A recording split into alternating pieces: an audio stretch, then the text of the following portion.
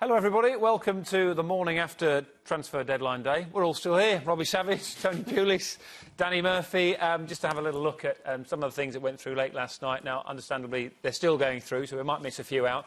But the whole Everton, Manchester United, Wigan triangle worked out right at the end of the day, Danny. We had James McCarthy going to Everton from Wigan for £30 million. We had Fellaini going from Everton to Manchester United for £27 million, and in amongst all that we had Lukaku going to Everton on loan as well.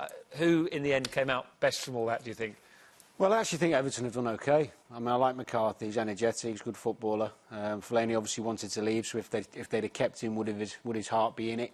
And I like Lukaku, I think he's a handful, scored a lot of goals for West Brom last year. Always on the last day, it's a domino effect. A team won't let a player go till they get the cover in, and that's why it's all so exciting.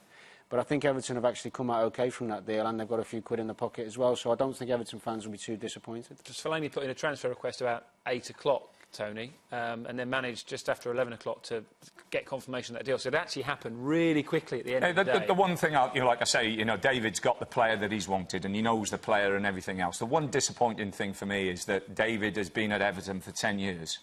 And why these deals couldn't have been done, behind the scenes, all sorted out, and then come forth and just say, yes, the deals have been done. Waiting for the last minute, he's had a great relationship with Bill Kenwright there. And that's most probably the only disappointing thing for me in that respect. As for Fellaini, David knows him better than anybody else. And would you say, Robbie, that these are prices produced by the transfer deadline system? Yeah. You get slightly inflated prices for a number of players if you buy them that late and you're desperate to get them. It's farcical. It should end before the first game of the season. Managers, and as even Tony said in the show last night, that even pre-season you've got 5 weeks to work with your squad, time to integrate them. Farcical. James McCarthy. 30 million, Fellaini 27 million.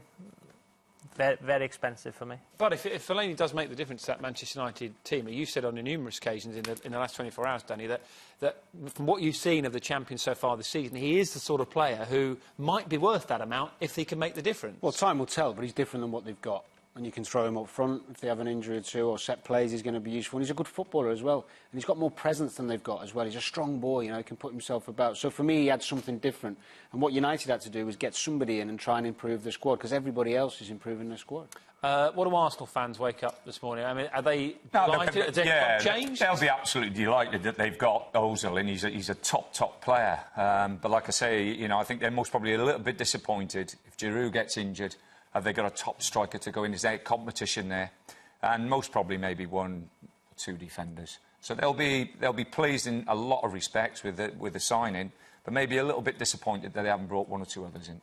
But there is that argument which many have made, Robbie, that they've got those attacking midfielders, and yes, he's a world-class player, but he's similar to some of those they've already got. Well, we've seen the Arsenal fans celebrating it. Imagine if they won something.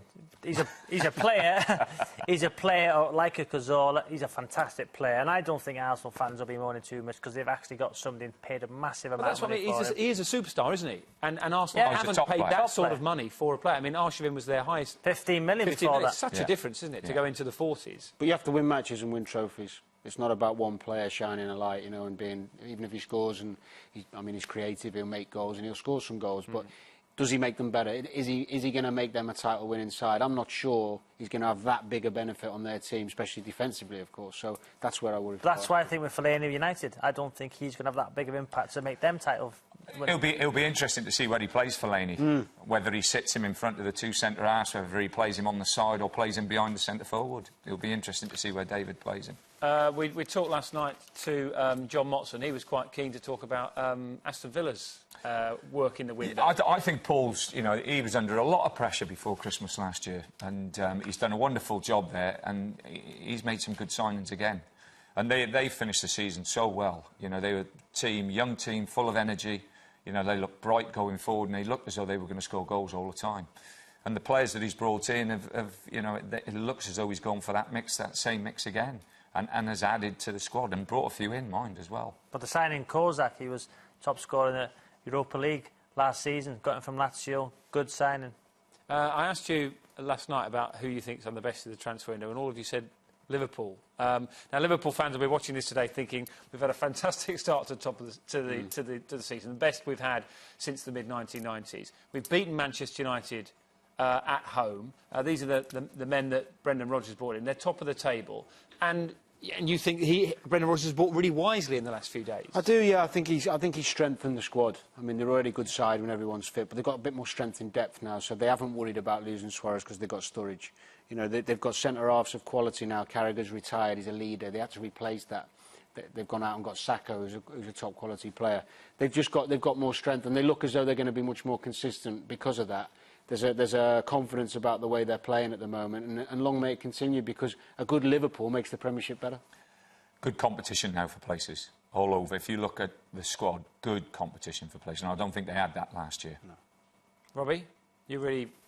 Well, I was with Brendan Rodgers on Friday, and he was saying he could just get 1 or 2 more signings. He's really confident. That's what he's done, yeah. Yeah, and that's what he's done. And, you know, added to that list, remember Suarez has got to come back after the 6-game ban. He's only got 2 games more. Yeah. So, yes, people might say they play better without him, but your top players, as Brendan Rodgers, you've got to put them in the team.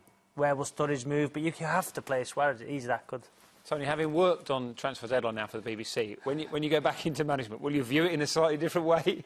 No, it's still the same. You still try and do your deals. You know where you're strong, where you're weak, and you know with certain players, you bring them in. You know they've got 18 months, 2 years with you, and then you've got to move them on, you know, to freshen it all up again. So you're ducking and diving all the time. You never stop. OK, and right, let's imagine a scenario, OK? There's 2 minutes left in the window. There's 2 facts in front of you. You can only sign Murphy or Savage. Who do you go for? Oh, do me a favour.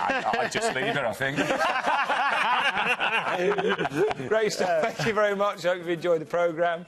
Thank you very much for watching as well. Don't forget Football Focus at 11:30 on Saturday. It's a great answer, that. Thank you very much to Robbie, to Tony and to Danny as well. Thank you for watching. Enjoy your day after Transfer Deadline Day. We shall see you all soon. Goodbye.